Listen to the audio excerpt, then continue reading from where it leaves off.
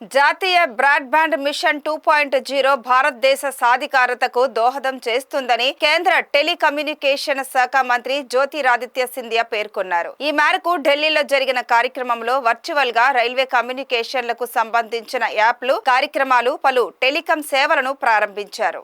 ఈ సందర్భంగా మంత్రి మాట్లాడుతూ రాష్ట్రంలో టెలికాం సేవలను మరింత విస్తరించి పటిష్టం చేసే దిశగా కొత్త సేవలు అందుబాటులోకి తీసుకువచ్చామన్నారు. ఢిల్లీ నుంచి వర్చువల్ గా జరిగిన ఈ కార్యక్రమంలో హైదరాబాద్ నుంచి telecom special director general Prashant R Patil, Vijayawada నుంచి బిఎస్ఎన్ఎల్ అధికారులు పాల్గొన్నారు.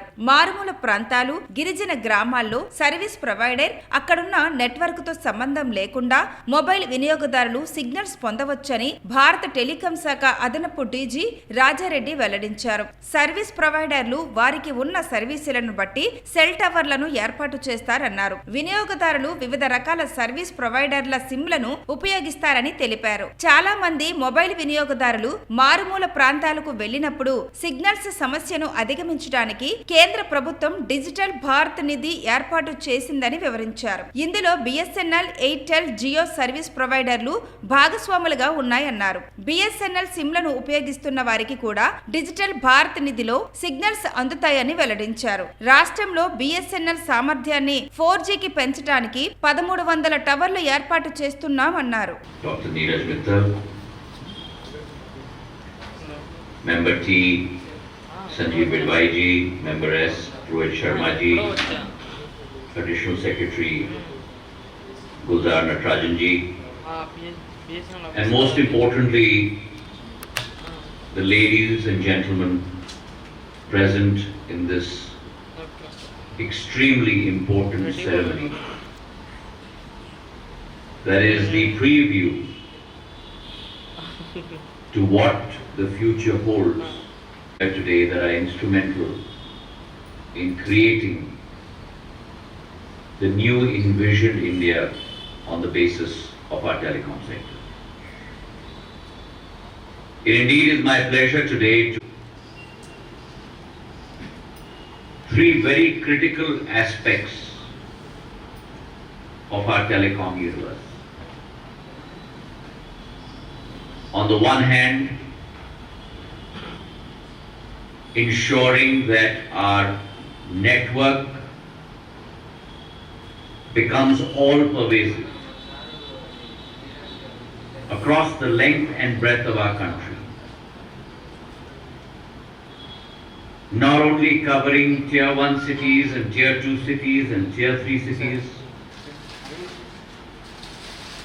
but across our wide expanse through our National Broadband Mission 2.0. The second is on the basis of that fundamental premise. Look at a concept of intra-operator roaming capability. ఈరోజు ఇప్పుడే చూశారు మీరు, మన honourable minister గారు 3 ఇనిషియేటివ్స్ని inaugurate చేశారు. మీరు last 2024 year చూస్తే 164 billion digital transactions happened in India. 164 billion, ఒక బిలియన్ అంటే 100 crores.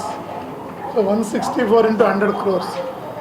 మన తర్వాత చైనా, అమెరికా ఇట్లాంటి 4-5 కంట్రీలు కలిపితే కూడా ఇన్ని కాలే. సో మన దేశంలో డిజిటల్ ట్రాన్సాక్షన్స్ అంత ఎక్కువగా జరుగుతున్నాయి. కానీ ఇంకా కొన్ని విలేజెస్లో కనెక్టివిటీ లేదు, అది ఓపెన్ సీక్రెట్. ఇట్లా మనకు ప్రతి విలేజ్కి కనెక్టివిటీ ఇవ్వాలంటే దానికి కావాల్సిన ఇన్ఫ్రాస్ట్రక్చర్ ప్రతి ఆపరేటర్ నుంచి పెట్టాలంటే కొంచెం ఖర్చుతో కూడుకున్న పని. అందుకని డిజిటల్ భారత్ నిధి ఏం చేస్తుందంటే వాళ్ళ వైపు నుంచి డబ్బులు ఇచ్చి టవర్లు పెట్టించారు కదా, ఎవరి దగ్గర అయితే మన BSNL, Airtel and Jio. Vodafone ఈ స్కీమ్లో లేదు. ఈ digital Bharat Nidhi earlier called USO fund, ఈ స్కీమ్లో ఈ 3 ఆపరేటర్లు ఉన్నారు, బిఎస్ఎన్ఎల్, ఎయిర్టెల్ అండ్ జియో. ఈ ముగ్గురు పెట్టిన టవర్స్ నుంచి ఏ ఒక్కరి టవర్ ఉన్నా కూడా మిగతా వాళ్ళ కస్టమర్లు దాని నుంచి ఫోన్ చేసుకునే విధంగా ఈరోజు ఇంట్రా సర్కిల్ రోమింగ్ వచ్చేసి స్టార్ట్ అవుతుంది అన్నమాట. సో ఎస్పెషలీ ఇది ఏంటంటే మనకు అల్లూరు సీతారామరాజు డిస్ట్రిక్ట్, మన్యం డిస్ట్రిక్ట్ ఇట్లాంటి ఏరియాల్లో మనకు కవర్ కాని విలేజ్లు ఎక్కువ ఉన్నాయి. సో అట్లాంటి దగ్గర ఇది చాలా యూస్ఫుల్గా ఉంటుంది. మీరు ఇటీవల మనకు ఫ్లడ్స్ వచ్చాయి కదా, ఆ ఫ్లడ్స్ టైంలో కూడా ఇది ఇది యూజ్ చేస్తుంటాం. అంటే ఫ్లడ్స్ వచ్చినప్పుడు ఒకరి టవర్ పనిచేస్తుంది, మిగతా వాళ్ళ టవర్ పనిచేయలేదు అనుకోండి, వేరే కస్టమర్లు కూడా ఈ టవర్ ద్వారా కాల్స్ చేయొచ్చు.